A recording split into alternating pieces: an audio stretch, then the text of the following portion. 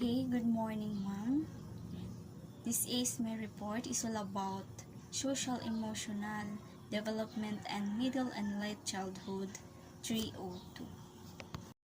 Now, we are going to discuss the families, developmental changes and parents-child relationship, parents as manager, attachment in families, and step families.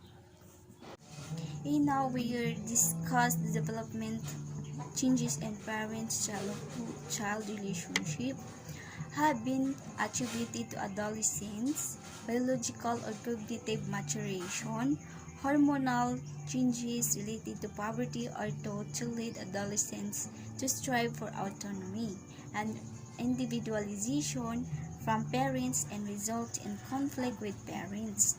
Also, cognitive models imply that development in adolescents abstract reasoning foster an increasingly reciprocal and egalitarian view of parent-child relationship.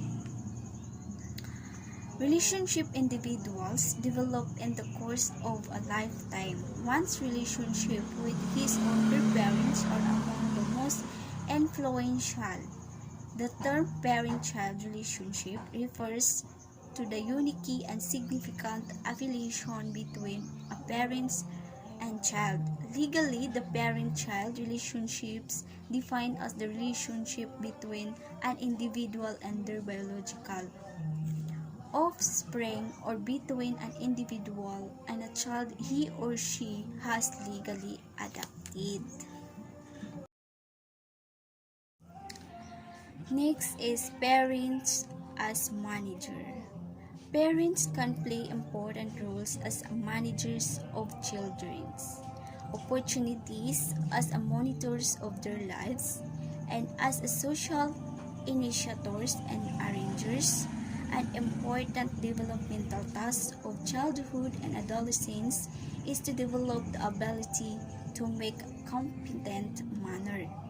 Also, to help children and adolescents reach their full potential, a parent needs to be an effective manager. Mothers are most likely than fathers to engage in a managerial role and parenting. For example, teaching, encouraging, discipline, and complement and provide atmosphere needed of their team family members to be a successful. Next is attachment in families.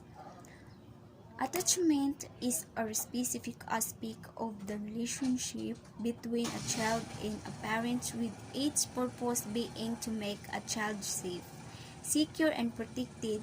Also, attachment in families is distinguished from other aspects of parenting, such as disciplining, entertaining, and teaching. Attachment can be understood as being the enduring emotional closeness which binds families in order to prepare children for independence and parenthood. For example, when a mother gives birth to her child.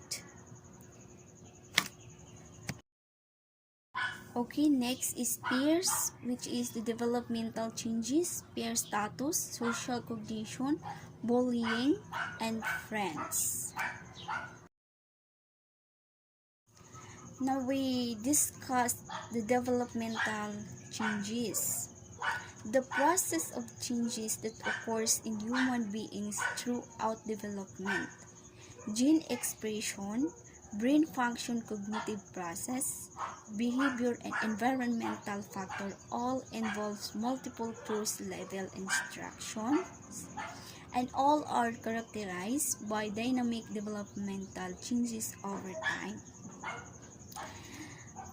For example, the body and brain, learning, attention, memory, language, thinking. That is the developmental changes. Peer status. Peer status are correlated owning in a part to the fact that youth of high peer status have a more access to potential friends. They also are distinct, whereas friend or didactic relationships that involve mutual feeling or positive regard and affection. Peer status also a composite of a unilateral feelings or perception about individual from across the entire peer group. Next is social cognition. Social cognition represents the scientific approach within social psychology dedicated to studying how people process and respond to social information. The first half of this article reviews social cognition relationship to cognitive and social psychology and traces in intellectual origins and contemporary influences. In the past 15 years, the article turns to four major theoretical research developments. Specifically, the later half of this article provides an overview of dual process models, implicit and explicit attitudes, the automaticity of behavior, and cognitive neuroscience. Next is bullying. Bullying is a huge concern for kids, teens, and parents. The most important thing for you to do if you are getting bullied is to tell a trusted adult. Also, bullying is unwanted. Aggressive behavior that involves a real or perceived is repeated over time. Both teens who are bullying others may have serious lasting problems, may also include the actions such as making threats, spreading rumors, attacking someone physical or very violent, and excluding someone from a group on purpose. Next, at the last is friends. Throughout the life, and especially during adolescence, many people influence who you are and now you see yourself. As a child, you probably spent most of your time with family members. They were primary source of information about the world, relationships, and yourself. As an adolescent, you may begin to spend more time with your peer friends and classmates in your own age group.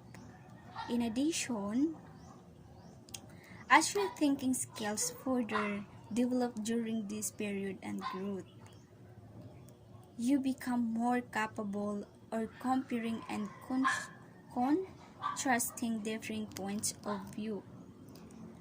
As a result, friends, values, or beliefs may influence as much and sometimes more than your parents' values and beliefs.